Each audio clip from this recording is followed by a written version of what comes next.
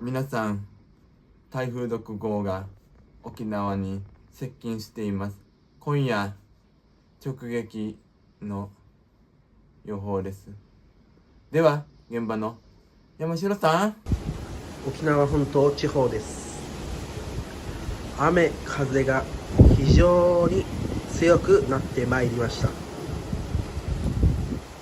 ただいま沖縄本島地方は暴風域に入っており、今日の夜まで続く見通しです。